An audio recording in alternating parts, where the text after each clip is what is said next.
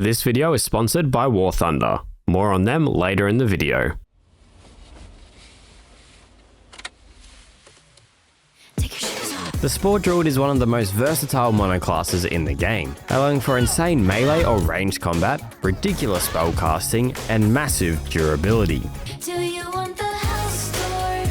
I could take you to the first, second, third floor. Today, we are going to be taking the Spore Druid to its full potential, exploring its broken early game into its versatile mid game, and the late game, well, we'll get there. On our adventure, we'll discover some fun interactions and unique plays that other classes just can't do. So come and join me on my experience on Honor Mode as a solo Spore Druid. Do you want the house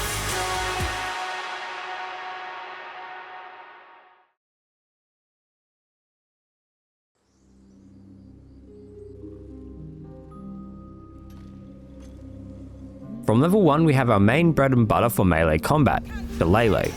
This spell makes our club not only a 1d8 now, but it now uses our wisdom instead of our strength, which if you haven't noticed is lacking. But this isn't as important as it will be once we're off the Nautiloid, and you'll see why in about 45 seconds. Obviously being a solo run, we don't need our friends this time, but I will be toggling on Shadowheart's camp clothes. I do not want to be age restricted once again. On the main fight of the Nautiloid, we of course use the bombs to blow up the Mind Flayer for 75 XP and juke the Cambions like I'm playing Prime Black Ops 3 Zombies. Of course, escaping the Nautiloid gives us level 2, which will unlock our main ability for the run, Symbiotic Spores, giving us temporary HP 4 times our Druid level. Whenever we have these additional hit points, we deal another D6 necrotic damage, both on our melee and range attacks, which is a massive early game boost. We also have the ability to use our reaction to deal 1d4 necrotic damage on our turn, which is actually 2d4 damage with Symbiotic Spores active.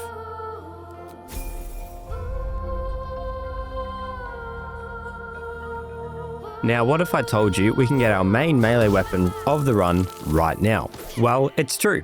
Over near the ruins, we'll deal with these 4 bozos, and in this backpack will be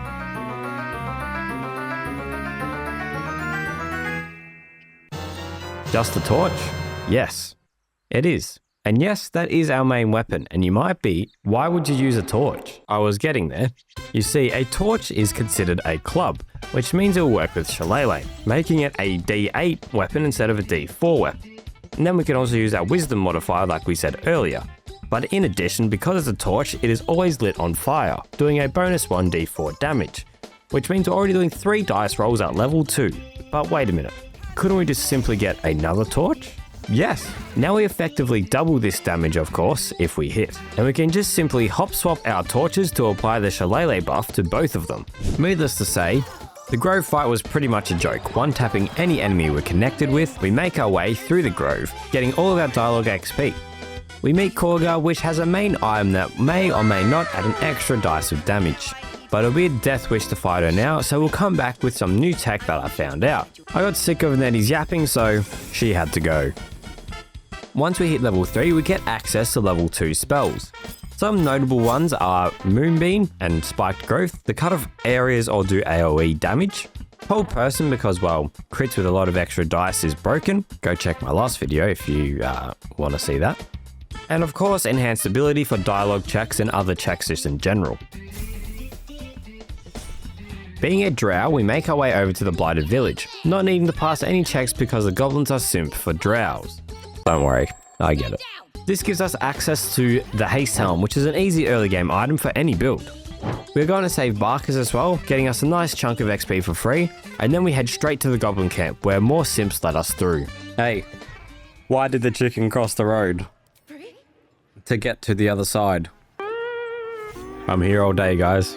It's here I noticed I actually already have 2 hand crossbows, and this was one of the reasons I picked Drow as my race, as they are proficient on wielding these. This will allow us to use our bonus action to do a ranged attack if we have no other use for it, now making us deadly at ranged and melee combat. We yeet Prestige Scut off the edge of the map, grab a key and head down to the Underdark, which as a Drow we are familiar with. Thankfully, my thousands of hours and dollars into League of Legends trained me to last hit this Minotaur, granting us 75 XP.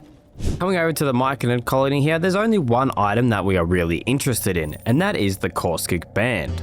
Unfortunately, I am broke, probably because of all the money I spent on League of Legends. So we're gonna have to come back later to pick this one up. Thankfully, I know a place that will give us a lot of money, and that is the Grimforge.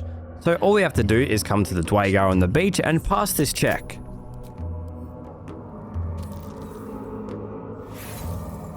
No matter, lucky I have an inspiration point.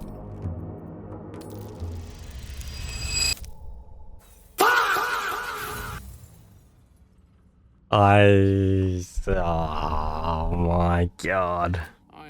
Well, this is awkward. We are in no position to fight these guys, so I guess we'll come back later. So instead, we make our way onto everything else. We head to Joaquin's Rest first, and the Zamanite Hard. Never mind. At least we can make our way to the Toll Collectors, which does not require a check, and we can get all the money in this building here. Not enough for the Caustic Band, but at least it's something. We also fight some of the gnolls that are around here for some speed potions and some more XP, and this grants us just enough to get to our next level. Level 4 grants us a new feat, which there is 3 options in my opinion that this build uses really well. First is ASI, in Wisdom, getting us to 19 or 20 with Ethel's hair. Alert is the obvious safe choice, and Savage Attacker, with all of our dice roll, makes melee damage consistently higher. Whichever route you go is completely valid, but I went with Savage Attacker, which I might regret. So this run, we're in a bit of a pickle. It's not going well. So I'm going to have to do everything I can to get some money, to get the Caustic Band for just a little bit of extra guaranteed damage. While we get the money though, let me tell you about this video's sponsor, War Thunder. War Thunder has been around for a while now, and in that time they've managed to pack an enormous amount of content to experience on PC, consoles and mobile devices.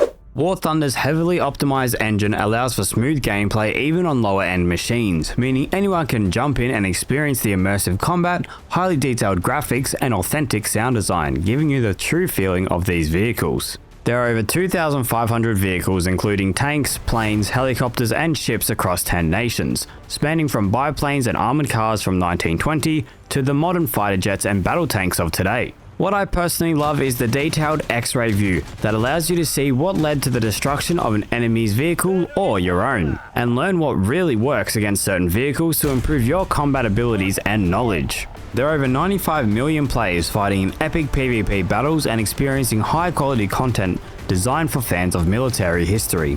With my links in the description or pinned comment, you can download War Thunder for free for PC, PlayStation, Xbox or mobile.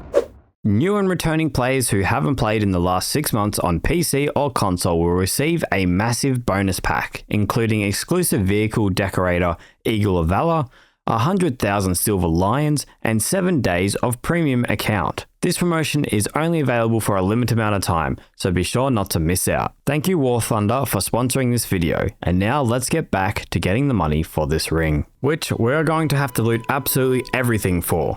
Anything possible, any plate, any book, any clothes, any weapon, everything. Surprisingly, with our low charisma, this got us pretty close.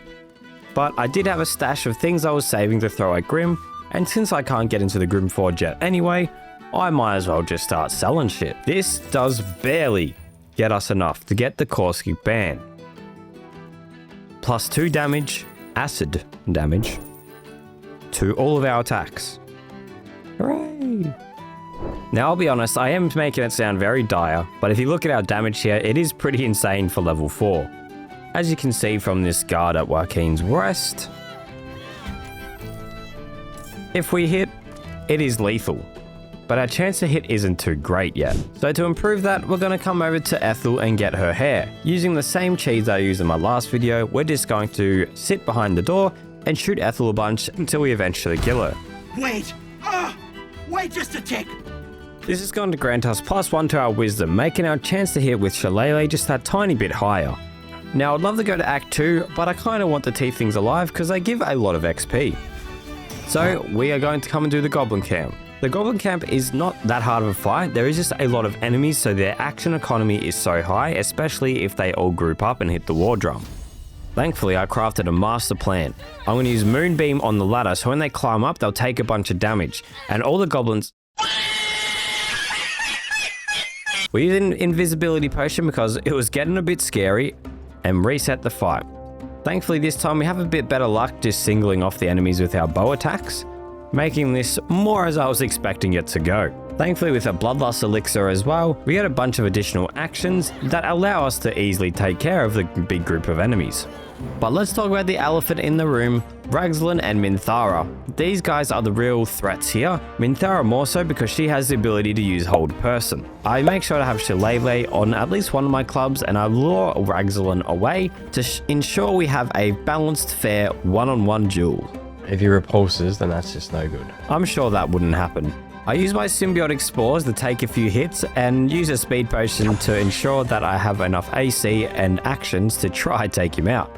Our damage is no problem, but we want as many opportunities to hit as possible. Ragzlin rages, which is always scary because he retakes reduced damage, and then he goes for his absolute power and misses, but then does exactly enough damage to get rid of my symbiotic entity. Thankfully, we use it again on our next turn and go for a swing, getting him down to 10 HP. Right where we want him. Missed that again. Brilliant. Leaves me on 1. Oh my god. My eyes flash before my eyes. My eyes flash before my eyes. My life flash before my eyes. Yeah, look, let's just be thankful that I don't do live commentary very often with those kind of comments. But that's the other goblin leader down. Now we just need to deal with Minthara. But we'll take out all the other goblins around first, and we'll take out Minthara last, just to ensure, again, it's a 1v1. I do get critical hit here, which is quite scary, but don't worry, I only have to do a little bit of damage to this goblin up here, only 19. Oh, 11 now. Surely I can do that with my bonus action if I hit. Nope. I'll do a little bit of extra damage with my reaction, but surely he can't kill me with one hit, right? Oh. Well, this isn't good. That's alright, I only have to do 9 damage. So surely, you know, with my weapon attack, I'll use range, I got a small chance. Uh-oh. Uh-oh. If this run survives, this will be in the video. Please pray for me that this works. I have no clue if it does. But if it doesn't, I am pretty sure I am fucked.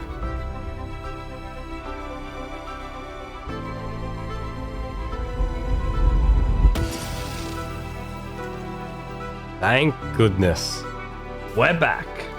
With that scare done with, we finally kill this one singular goblin and finish off a few of the others that are left around in Ragzlin's room.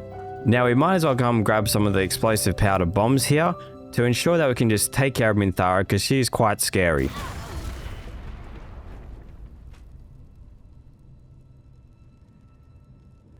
Wait, what? How did that just happen? Well, let me explain. Okay, see this smoke powder on the ground here? Even though my torch is put away, I still have it equipped, which means it's on fire. So I walked over, went to pick it up, and I lit the smoke powder on fire, causing big boom. At least, I'm pretty sure that is what happened. If I got that wrong, let me know. But why am I still yapping? Alright, yep, let's get back to where we were. Let's go, girls. Come on. I'm going out tonight. I'm feeling alright. Gonna let it all hang out. Wanna make some noise. Really raise my voice. Oh, we passed. Well, in that case,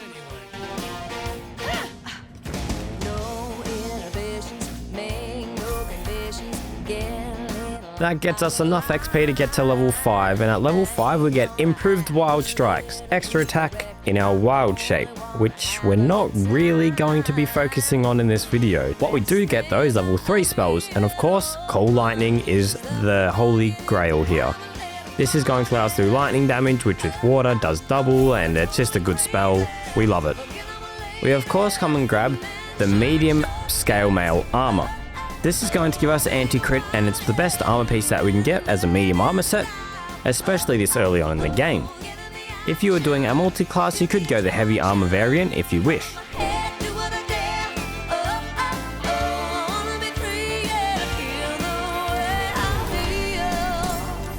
Man, So I actually forgot to record me doing this because I didn't expect this to actually happen.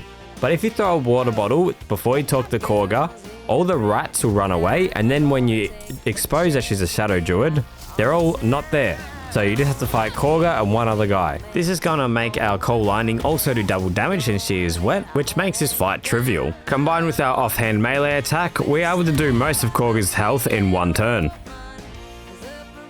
Then we finish Korga off with our secret move.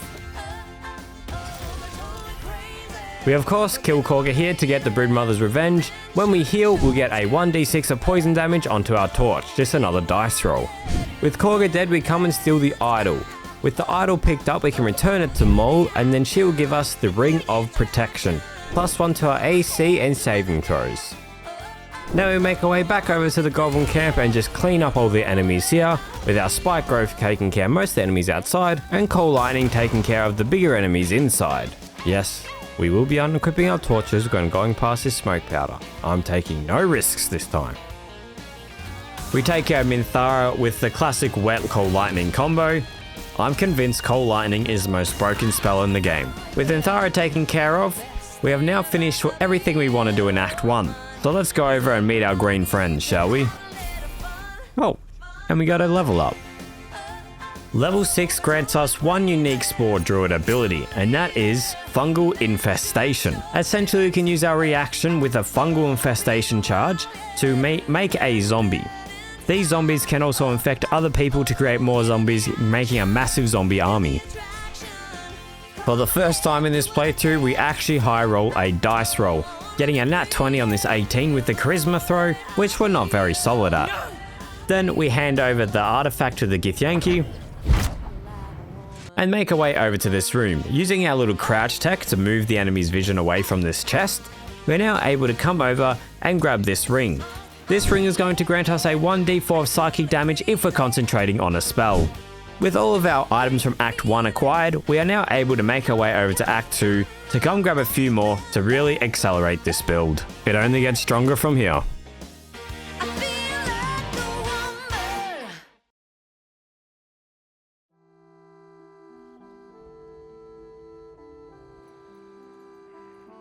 The first order of business in Act 2, kill this goblin. What did the goblin do? Nothing. It was just, I decided to. All jokes aside though, of course we come to Last Light Inn where we meet our friend Jahira, and we're totally besties. We can move on from here. This is the best shopping center in Faerun. We're going to pick up a few items here. First off, the Cloak of Protection, standard as usual. Then we'll come over to Dammon and come and get the Flawed Hell Dust Gloves. These are going to do an extra 1d4 of fire damage onto our weapon attacks. After our little shopping spree, we come over and the Harpers want to come and kill the Drider. They have a moon lantern that will allow us to traverse the Shadow Cursed lands. I don't know if these guys know what they're in for, but I'm sure there'll be some kind of help. Or not. Thankfully for the Harpers, we're here to save the day. We're going to use Coal Lightning to do AoE damage on most of the smaller enemies, taking them out before they are in Karnas's range to use his legendary reaction. And with the Speed Potion, we are able to do this again to ensure we do most damage possible. Another Harper is sacrificed to the cause, and we of course throw some more water bottles at Karnas. This will allow us to do double damage with our Coal Lightning. I'm sure you know the drill by now. It was here that I wanted to start experimenting with the fungal infestations, creating some zombies just to take a few hits for us. Thankfully, due to the enemy's positions, we are able to take care of the last few enemies left alive. Since they're all out of Karnas's range, we can safely take care of them and not have to worry about his legendary reaction. Another one of our Harper friends gets absolutely demolished by a multi-attack, leaving just one left alive. Unfortunately, Karnas 5-head this play and decided to come for me instead of the zombies. Thankfully, he missed. So, we're not in any danger at all. On our turn, we used Coal Lightning and we hit Karnas and the ladder up here. This will be important in just a second. Then I go invisible to ensure that I can't get hit by him, as a multi-attack will be absolutely devastating. So he runs down the ladder and goes back towards my other Harper and zombie friends. And this is when I made an absolute giga play, and it was totally an accident. I used Coal Lightning and destroyed this other ladder up towards us. Fun fact, apparently Karnas can't jump, and he can't climb up either without a ladder, even though he's like a spider. So I was easily able just to sit up here and do attacks, and he'll just sit there and do absolutely nothing. The more you know. So if you ever want to cheese this fight, just break the ladders and stand up here and you should be pretty safe. Now I've only ever done this once, so if there is any other variants, or maybe this for whatever reason was just a bug, I am sorry. But to my knowledge, he just can't jump. This gets us the Moon Lantern, and the Moon Lantern is going to allow us to free the pixie and then traverse the Shadow Curse lands freely. This will allow us to get to Moonrise Towers, and at Moonrise Towers, we throw a scrying eye into a hole and destroy the Warden. It wasn't close, don't even worry about my HP. Okay, maybe it was a little close. We free up the squad and send them over to Last Light Inn, getting us a bunch of XP for completing a few quests and some gold and other items as well. We don't really care about that though. What we care about is the Angelic Reprieve Potions. We can buy a bunch of these off of Lan, and this will mean we don't have to long rest to get more short rests for our symbiotic entity charges. Or wild shape chart, whatever it is. You know what I'm trying to say. I came back to Last Light Inn to collect some of those rewards that I was just talking about, because I need some money for the Drake Throat Glaive.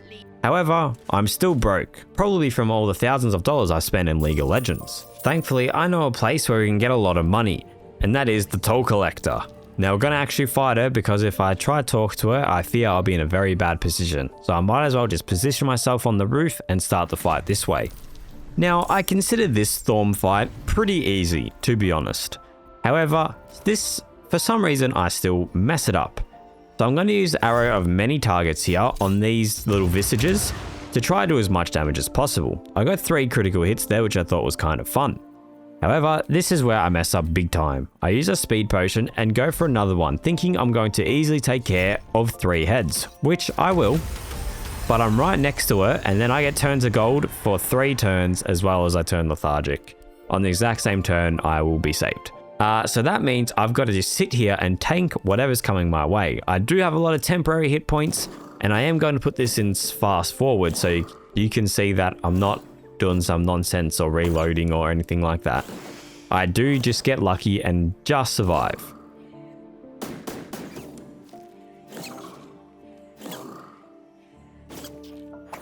It actually wasn't that close, but I did get a lot of misses besides that opportunity attack. Thankfully from here, the fight is very easy and we take care of all the skeletons, making sure not to make that same mistake again, although I was still very close that time. With all the heads destroyed, we now just have to do a tiny bit of damage to kill the Thorm. This is going to grant us a lot of money, and then we can finally buy the Drake Throat Glaive. This will allow us to make our torch do an additional 1d4 of an elemental damage type. I personally like Thunder, but you could choose pretty much any elemental damage type. Thunder is just typically the least resistant type. After doing a little bit more exploring, we get enough XP to get to level 7. Now level 7 gets us level 4 spells, and that gets us one in particular that we're after, and that is Freedom of Movement. This will mean we can't get hold personed, which is going to be essential to not getting absolutely clapped by certain enemies. It also frees up our ring slot, as we won't need to use the Ring of Free Action. We also have some other spells like Ice Storm, or some summon spells such as Conjure Woodland Being or Minor Elemental.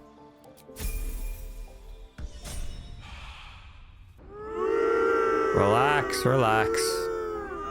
Yes, it's time for the Shah Gauntlet. Now, the only reason we're here is we want to take out all of the Dark Justiciars. This is because we want to get our radiant damage online, and they deal the radiant damage back, and that's just no good. Since I'm not a spellcaster with knock, or don't have good lockpicking, we're going to have to take on this fight ourselves, which gets a bit messy. I mean, it's nothing Cold Lightning can't handle though, right? Well, not quite. Thankfully, with a teleportation arrow and an invisibility potion, we can get out safely. This will also trigger the cutscene because, well, the game thinks we've done the fight. Balthazar opens the door, and now he can take care of these bozos for me, and I'll just come in and kill them at the last minute. It's important to note that here you can get Balthazar's crown, helmet, I don't know, whatever it is. This will give any allied undead around you resistance to all physical damage. Our infestation charges make zombies, so then you can have a whole undead army. I don't play this route, but if you wanted to, you very well could. It just needs a little bit more extra support, which I can't give it on solo. Now we're going to try and come grab the Callous Glow Ring.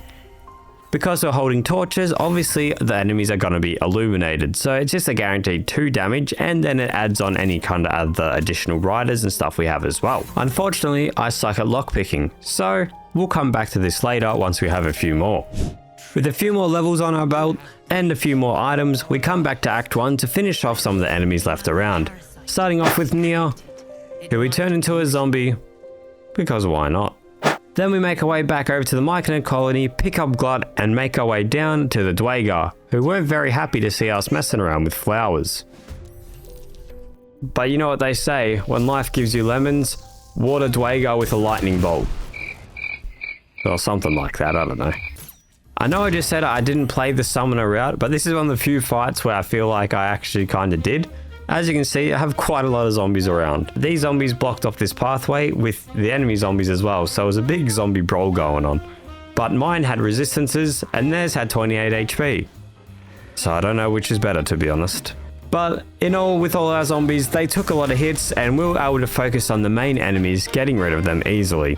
This does get us access to Bliss Spores, but we're not going to pick them up quite yet. We'll leave them until we do our next long rest, so we can have them all the way up until the end of Myrkul, along with our other buffs that we'll pick up. Oh yeah, I killed Glut as well. He had it coming. Now you might be wondering, why am I at the Goblin camp? And if you weren't wondering that, well, too bad, you're gonna find out. Basically, I've left an insurance policy. One, to ensure for a better tomorrow. But I must take off my torches because I'm not trying to blow up. Now I'll be honest. At this point, I was just quite lazy. I didn't want to do the next fight I was going to do. So I did that instead. We take care of the last enemy with Hold Person, and that is going to get us access to the Bless buff that we'll get to our next long rest. Again, we're going to save this until we can collect all of our buffs at once on our next long rest. I then also pick up the Diadem of Arcane Synergy. This is going to put our Wisdom modifier onto our attacks with Arcane Synergy, which is going to synergize very well with Shillelagh. Finally, we can take our long rest and now collect all our buffs to make ourselves the strongest possible. Starting with Morning Lord's Radiance, then Bliss Spores, and the Bless buff. I may have made a mistake trusting you. Well, that's just rude. We also make sure to come get our +5 to our Charisma, Wisdom, and Intelligence. We mainly want to do this for our Wisdom to make our spellcasting modifier even higher. Then we come and get our resistance to necrotic damage. Unfortunately, I have no lockpicks, and this door I can't break, so I run back, grab some lockpicks, come back.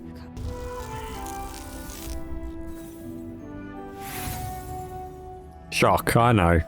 So instead we make our way around. I really couldn't be bothered, but it had to be done, unfortunately. We destroy the other door on the other side and then come through, pray to Shah, and get our necrotic resistance. This rat should be thankful that I'm not into rat trading cards, but I do like level X's, Absols, Rayquazas, Arceuses, and having no money in my bank account. We make our way over to come grab the Scroll of Knock. This is because I'm lazy and don't want to do the Shah Gauntlet. As per usual. The scroll is located in this chest, and it is the only scroll of knock you can get at this point in the game. We then finish off with all the shadows and get enough XP to get level 8. Level 8 is not too exciting, but we do get another feat. And of course I'm going to pick up Savage Attacker for my feat here, since I went with ability improvement on this playthrough. At some point I found some more lockpicks and I got a nat 20 on the Callous Glow Ring door.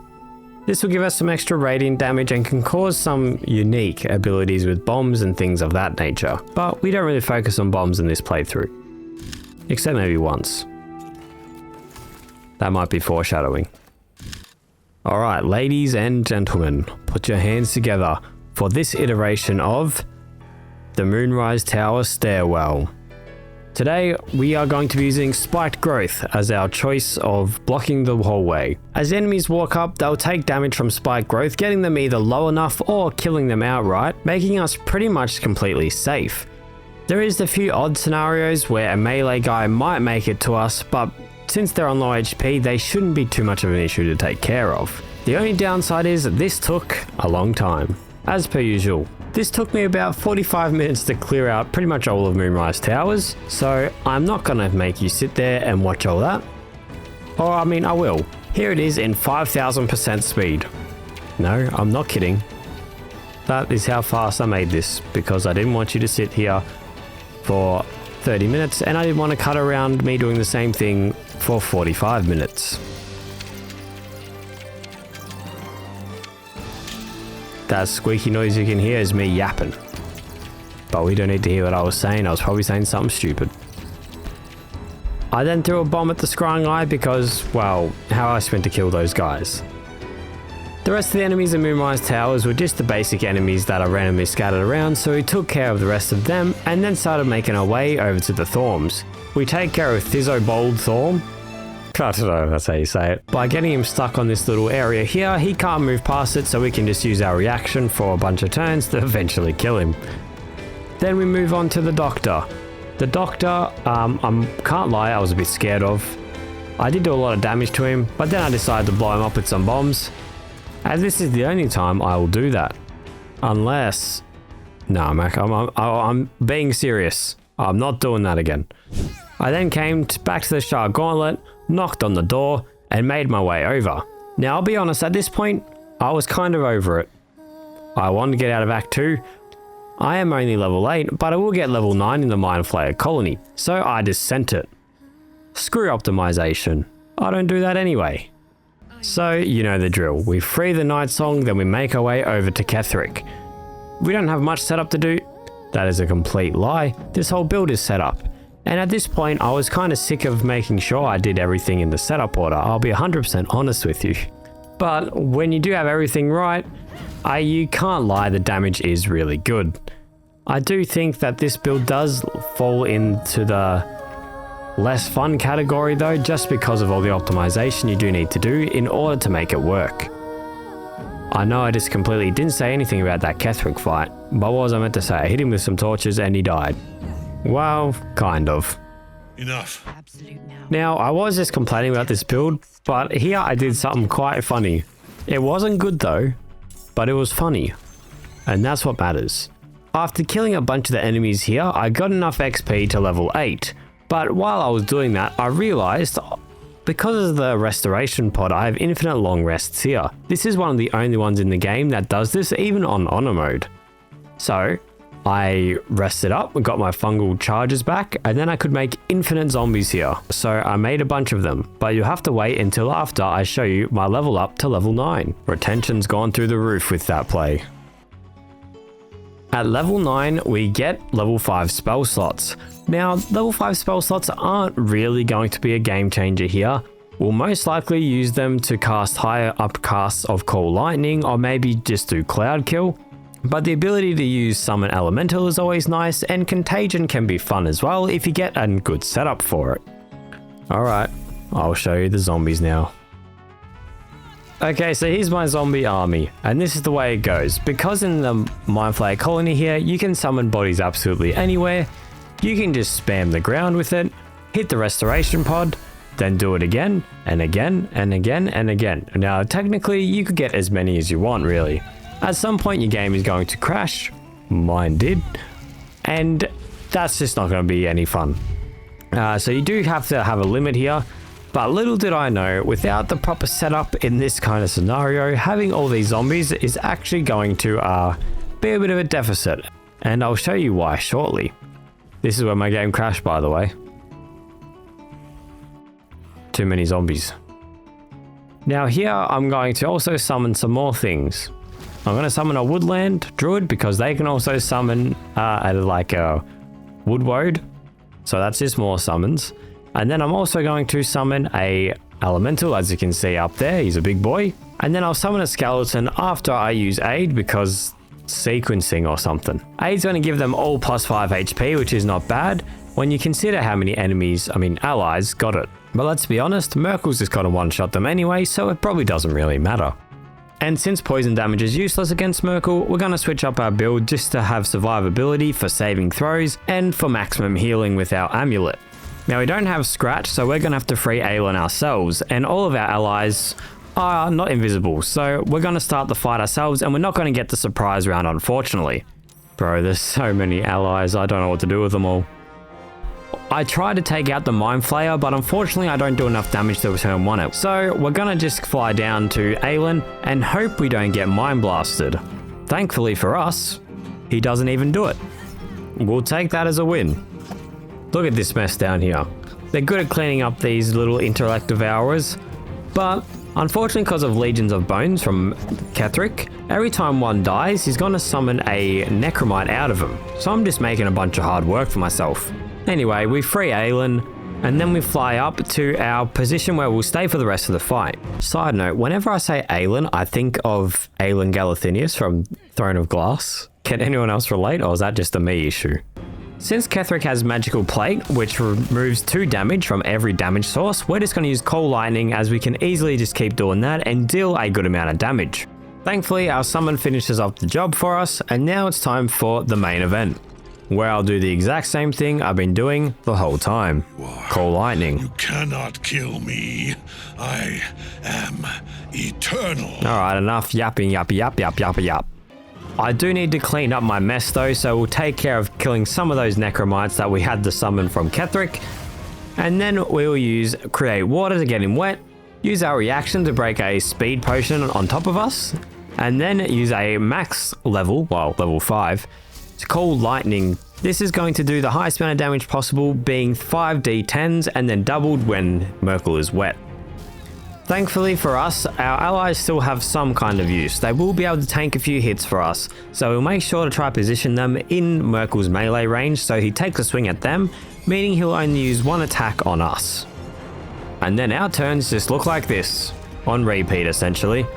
Now I could spend the time to try and make sure he doesn't get healed, but we might as well just let him have it. Give him a couple freebies, he's earned it. The good thing about this though is he will get Finger of Death, which we can use Psionic Backlash for a little bit of extra damage. We continue to use our tech of using our reaction to heal ourselves, and because of the way reactions work, we get our next reaction at the end of our turn. So I can now Psionic Backlash this Finger of Death. However, now I'm not going to be able to use my reaction to heal myself or break a speed potion. I tried to finish him off here, but I didn't quite get him low enough, unfortunately, so we're now going to go lethargic and lose my next turn. I am just going to pray that I don't die. Surely not, right? He gets a heal off while I'm lethargic, and then he hits me with some big damage. Now please remember, I've got necrotic resistance and he still hit me for 30 damage because I failed my saving throw. So that could have been a 1-tap Reno. Thankfully, the Necromites didn't do too much more damage to me and I lived on 8 HP. We take out some of the Necromites and hit Myrkul with Ice Storm to ensure he doesn't get back too much more HP. For those who don't know, the way Myrkul works is every time he heals off a Necromite, he then will summon 1 less Necromite. So he does run out of healing eventually and then ends up being able to summon no one. I actually learned this from the Truant. If you haven't subscribed to him, go give him a sub, he's so close to 50k. Anyway, after summoning an elemental to take some damage for us, we are able to focus on finishing off the job. So I jump in and use a Scroll of Disintegrate that I picked up earlier from a trader. With our high spell save DC, we're easily able to take care of Myrkul. Now let's jump onto the field and get some live words from our contestant. Okay, note to self. Bring a whole lot of zombies to a fight where the enemy can just reanimate your zombies if they're in a certain range is not ideal. I think if you had another character or a better summoner like that had healing and whatnot, I think that would be an okay strategy. But they just died and then they got reanimated and then I just had to deal with a lot more enemies. Where I think if I just went in by myself and focused on, using AoE or Cold Lightning or whatever on Myrkul, just let him heal and whatnot. I think that would have been better rather than wasting a bunch of my actions trying to crowd control. But hey, lesson learned. We got it done. Even if it was a bit slow and a bit stressful. It's not the worst Myrkul I've ever done, that's for sure. Alright, Aelin, you can stop now. We're gonna go over to Act 3. Not too hasty now. Not before these clowns. Nah, that actually weren't too bad. I just smacked him with some torches, used Cloud Kill, and the Emperor used Chain Lightning on the very last enemy. Because why would he use it when it could chain to multiple? Anyway, we grab the Tadpole, get our Lithid abilities upgraded, and make our way over to Act 3, where we will finally get a new torch.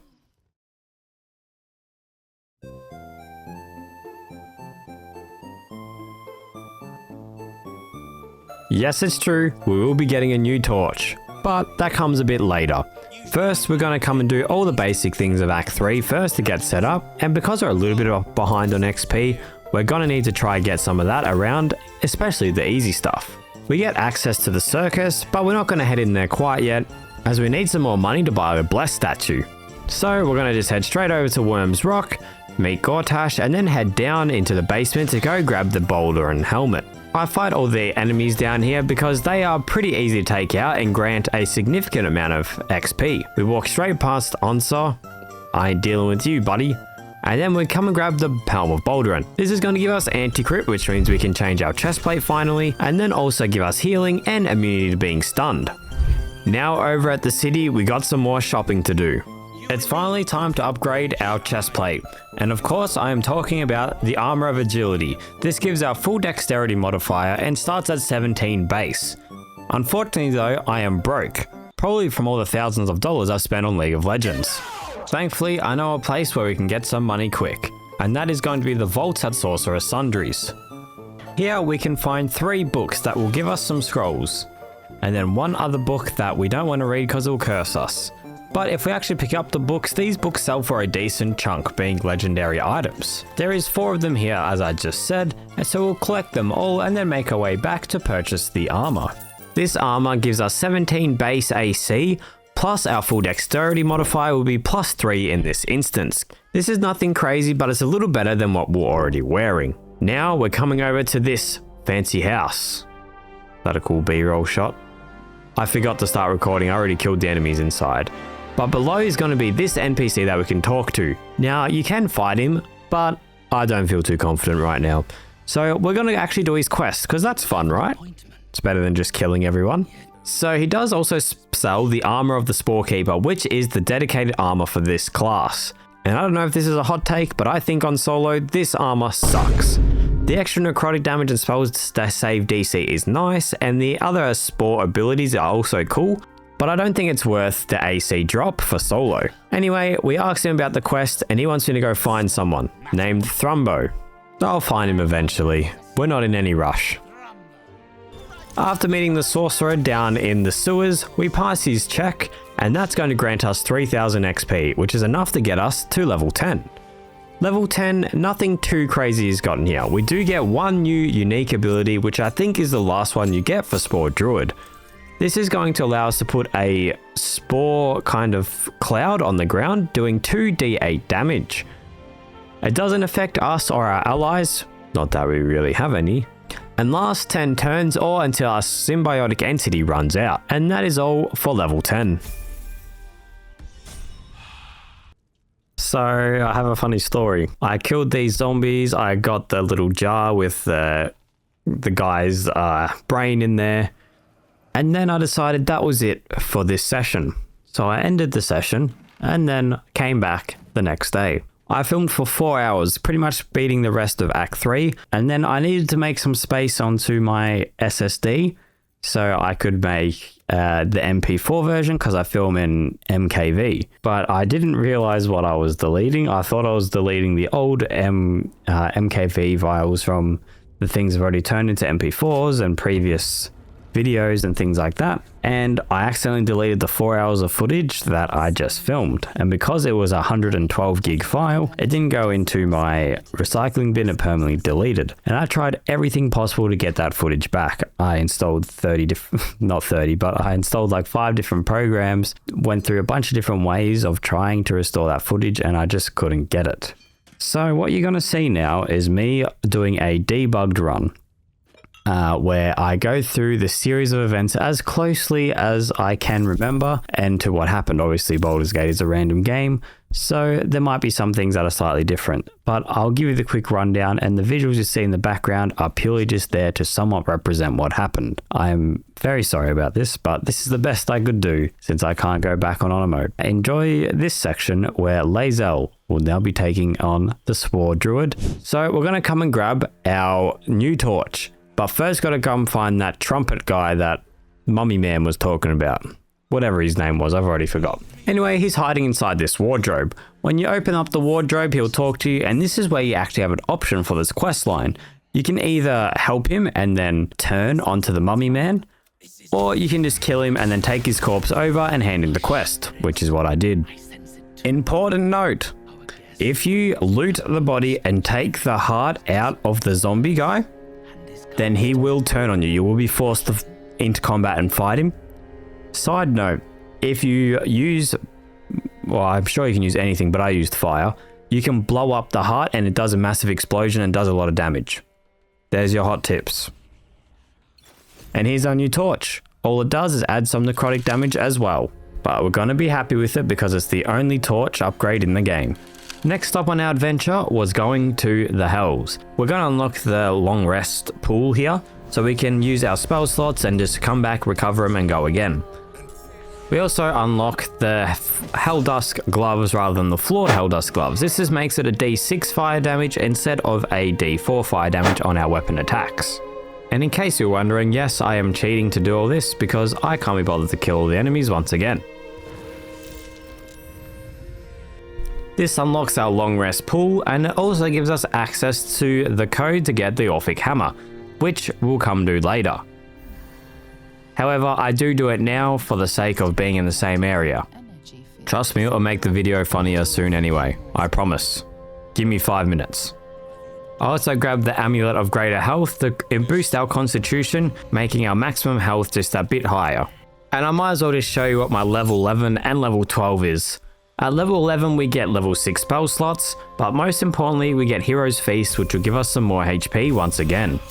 Then at level 12 we get another feat, and the last feat we pick up is Alert, just to ensure that we go first and free up our elixir slot for something else.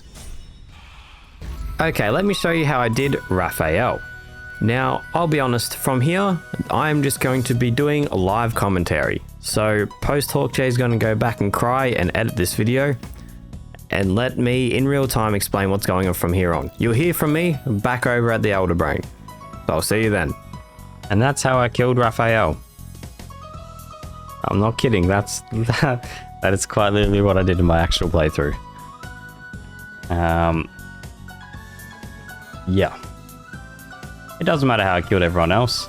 I lured them in this section here, and I just blasted them with AoE abilities like Sunbeam, and the air Myrkul, whatever it is.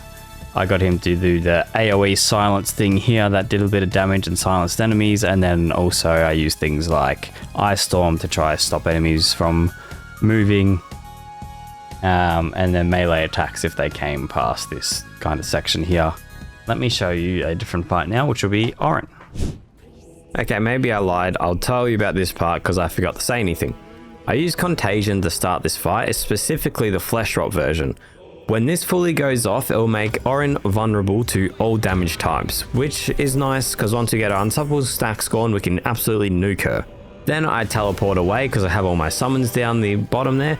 Fun fact, the summons don't actually trigger the fight because you need to initiate a cutscene or attack her for her to start being hostile. Then I was trying to use the AoE silence ability, but for some reason it wasn't on my air Myrkul. It's because I had to expand my hotbar. Okay, back to HawkJ. That's where my other abilities are. Why is it doing that?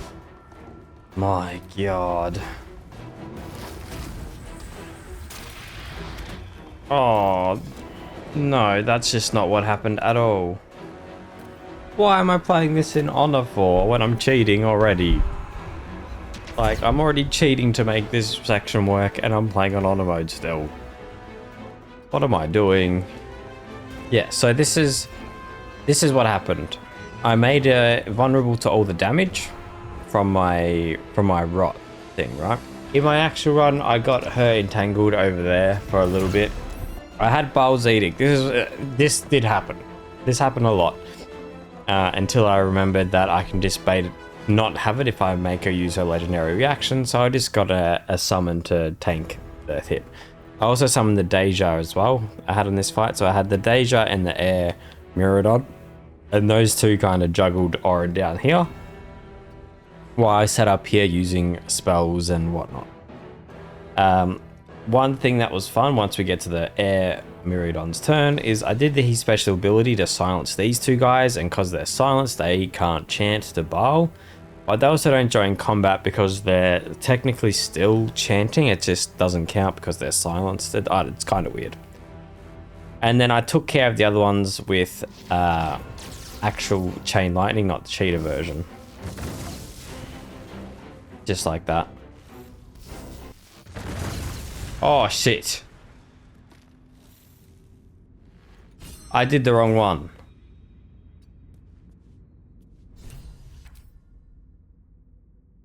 Oh, man.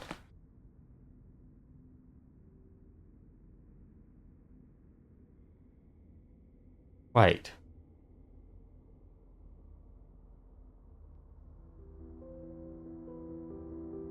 Oh my god. It didn't even save. I mean, okay, this was the last thing I did before I realized I deleted, before I deleted my footage. This is just before Raphael. This is my actual save that I'm on. This is the one that died at the very start. And then this is the one I was playing. Please forgive me for this section of the video. You've seen me kill orin in many different ways before. So let me just visualize it for you. Using my cursor here, I'll describe what happened in the actual fight, and I might put some fun little graphics on the screen. Okay, so everything I just did up until that point did happen, pretty much. And I used my spells from up here using Cold Lightning, Ice Storm, Chain Lightning. Then I used the Air Myrkul's ability over here to silence the enemies here, and I got a black hole to pull this guy, dragged him over into there with these two. And then once I had them stopping chanting and all the other guys dead, I used whatever spells I could and ranged attacks to get rid of the unstoppable stacks very slowly with my summons as well. And then once the summons were dead, I used my scroll of Ancestry of War because orin was vulnerable to all damage, so that includes force damage, and that did pretty much 80% of her HP. And then I finished her off with just some other random spells and attacks. I know I hit her with a torch attack to finish the fight. I do remember that. And then I went over to Raphael, which I pushed off the map. But I've already done that in the re-recording part because I was already over there, so I just did it. But turns out my actual save file didn't save to where I was actually up to because I must have been in a panic and I closed the game or restarted my computer. Fuck.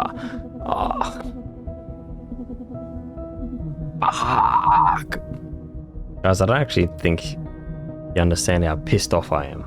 The reason I'm annoyed though isn't because something like my computer bugged out, or I'm annoyed because I deleted it. It was me. It was my own fault. I just wasn't thinking, and I just wanted to start rendering that, start putting that into a proxy. So I thought I'd stop the footage because it was 4 hours long. And I know ultimately, if you made it this far into the video, you probably watch my videos quite often, so you probably don't really care. But I care because I don't like, making a video and then it not being good because of, whatever reason. If it's like a personal choice I've made and whatnot, that's fine. But the fact that I've completely cooked it is just annoying. If I even do the exact same thing again, this is legit this time. Welcome to Raphael round 2, where this time I'm actually playing on a mode and not cheating. I am, you know what? Fuck it. I'm going to live commentate this fight. I'm going to spread out all of my guys. So this is the main choke point we're going to use. So we'll grab all of our other enemies around here, except Hope. Hope we're going to AoE just nuke to get rid of the holy reaction off of all of the enemies. So we'll give her an elixir of vigilance so she can go higher up in the turn order. For my weapons here, I can use my torch setup, but I kind of need the Club of Hill Giant Strength here if I want to do the push into the Ravine method. Hope goes pretty early in the turn order, which is nice. So she should be able to easily get this off. Normally I give her like a fire elixir so she can try to survive longer. But because we're going to dip out of this room, I would prefer that she lives. Okay. So in terms... You can also use Bloodlust elixir here as well if you wanted to. I have it here. We'll take out Corella, I suppose. Oh, did I? Ooh, big mistake there. The Callous Glow ring we don't want on for now because of fleeting protection. Because everyone in this room, as you can see, is clearly lit, they will take that damage. So we are going to take this ring off. Taking a piece of equipment off doesn't use your action, but putting an equipment on does. So we can safely take that off and that's fine. And then I'm going to just use a Chain Lightning, probably on Corella here. Do a little bit of damage, but at least we kill someone. So we'll Misty Step across. And now we're here with our boys and girls. Okay, so yeah, I really should have had the Dryad way further away. That was a big error, but that's fine. And we will just nuke all the enemies. She does have Death Ward, so she won't actually die. Never mind. One thing about the Vortex thing is you can't cancel it. So it's going to stay there. So once we lure Raphael in that hallway there to push him off the edge, I will have to just tank the damage if I fail the push. But thankfully, I think our push is quite likely to succeed from memory. Yeah, there's the wood word gone. I think it was like not 80 something percent, 82%, 83. I can't quite remember. There's a kind of few different options here that work quite well. They're pretty immune to most damage types, as you can see. I have a speed potion. I'm all over the place. I'm so sorry, guys. So if I did a max call lightning here, it's not a whole lot of damage. But what really I found success with last time was actually concentrating on a Sunbeam. This is because they're not resistant to radiant damage, so we're going to be doing as much damage as we possibly can.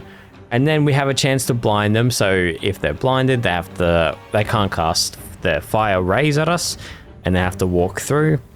And they also have a lower chance to hit, and we have opportunity to hit against them. So I'm going to send this. As you can see, it does quite a lot of damage, and because Hope took out all of the fire retaliation damage off them, we can do that safely. We could also swap off of our elixir, a vigilance elixir here now, and swap to a bloodlust. That's probably what I should have done, because we're already going first in the combat order anyway. But Raphael is pretty much going to do nothing. He's pretty much going to sit over this side of the wall and just sit there summoning things and using the consume things. So now we could black hole to pull everyone down or keep using Sunbeam. First order of business note, I'm going to use a Bloodlust Elixir. We'll just target these three. We won't be greedy. And now we can do some melee attacks with this guy. The Electric Flail, quite a good ability. I actually think I might warp over here and do it to this one. So it does a lot of damage, especially for like a summon melee hit, but it has a chance to stun as well, which is quite nice, and it stuns for 2 turns. The only problem with when Raphael summons these guys is they will get that annoying retaliation damage once they go out of their form thing. We've got so many enemies lined up here. We'll get our next action back, and that means we can summon again. There's that what I was talking about with the retaliation damage. Otherwise, it's use an ice spell. Oh, that's probably fine too, actually. Let's be safe. Let's not be silly. Let's use this and do that. Let's not be silly now. We'll just do a attack there. You know, this is working out. Raphael was the last enemy I killed on my actual run. I killed everyone else and then I trained him. Is that the, I don't know, that's the correct kind of wording, but I just messed around with him until I got him to the right spot. Use a big healing potion. Alright, so now Raphael has divine purity, which could get us stunned. And I know my helmet says that I can't be stunned, but this piece of shit lies to you more than you could ever imagine. So I'm not going to trust that, regardless if it is true or not. So instead, I will use Black Hole. And I'm going to try and pull these guys back if I can. Lovely. So now, not only is Raphael slowed, but now he's back into that kind of section there. I actually think I'm going to warp my guy in here. I'm hoping this will encourage him to stay in there. Okay, it didn't at all. Good thing about being silenced is his concussive blast things are thunder damage, so he's kind of useless with these ranged attacks, and I think it bugs the AI into not doing anything, which is nice. This should kill that guy. Oh, okay. 83% chance I'm gonna take it. So I'm gonna try to shove him off of the cliff here, just like I did before. There we go. Raphael is dead. You can't see his body down there, just like I said before. And now I can finish off the rest of this fight pretty smoothly.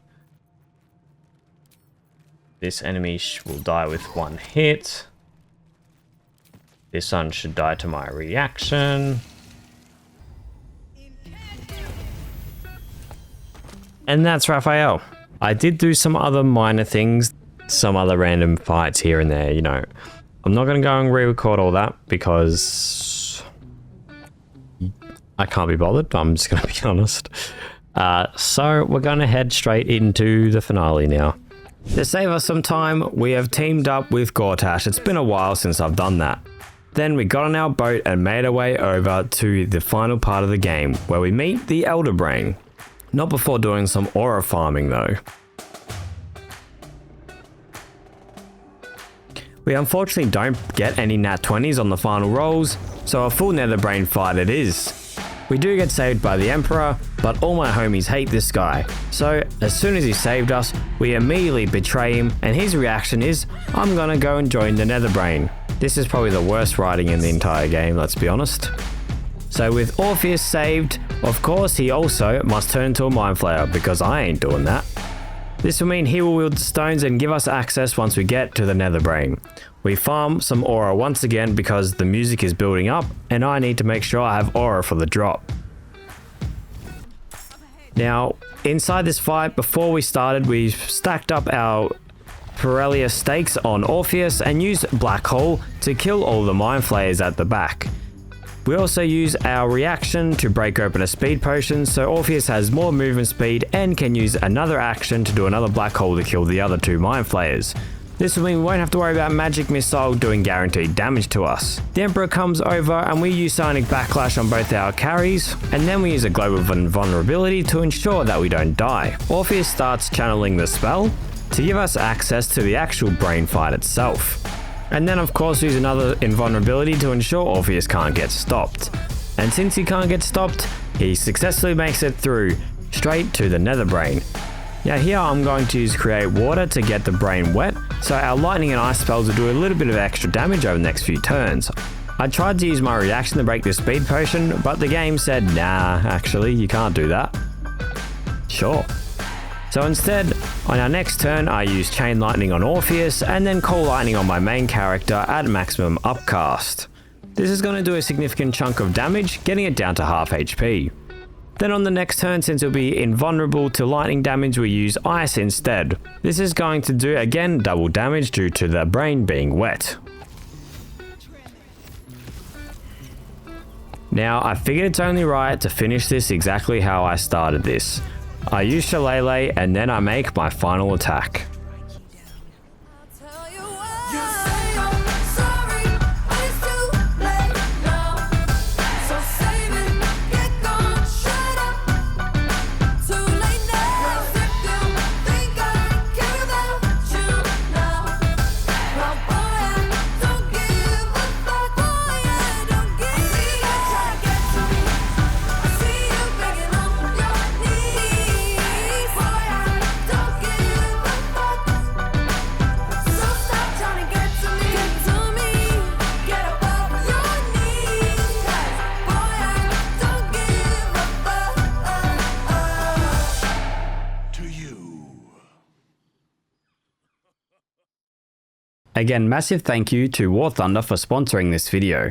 Make sure to check them out for free with my links in the description or pinned comment for PC, Xbox, PlayStation, or mobile. New or returning players who have not played on PC and console in the last 6 months will receive a big bonus, including Eagle of Valor Vehicle Decorator, access to premium vehicles, and much more. This is only available for a limited amount of time, so go down and grab it while you can. If you made it all the way to the end here, big thank you for watching the whole video and sticking through it. I know this one was a bit of a mess.